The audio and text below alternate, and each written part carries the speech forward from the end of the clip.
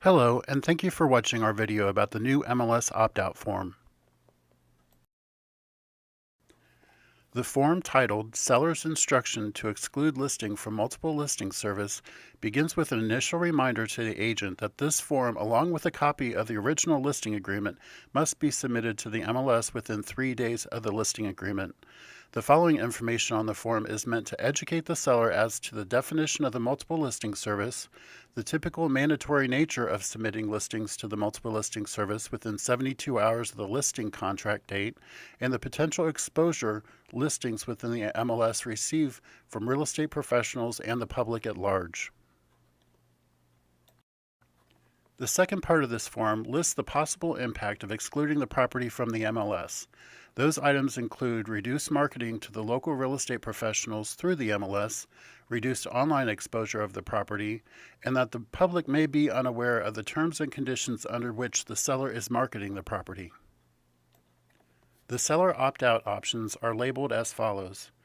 The complete opt-out, where the property is not at any time to be included in the MLS.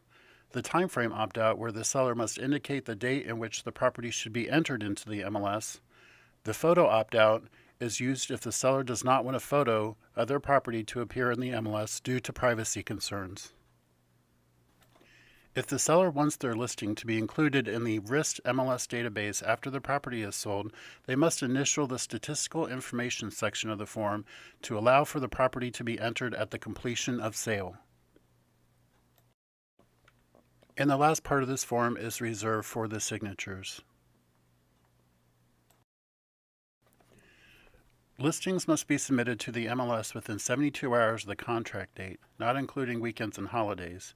If the listing cannot be entered within 72 hours of the contract date because the seller has chosen not to authorize the listing to the MLS, you must fax a completed, signed copy of the MLS opt-out form along with a copy of the listing agreement.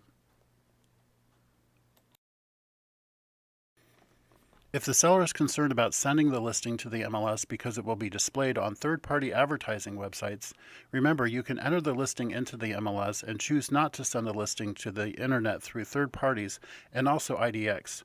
Just mark those fields in the listing as no internet and IDX no. The MLS also has a new MLS Notice of Change form. The optional form can be used to document price changes or status changes for your properties.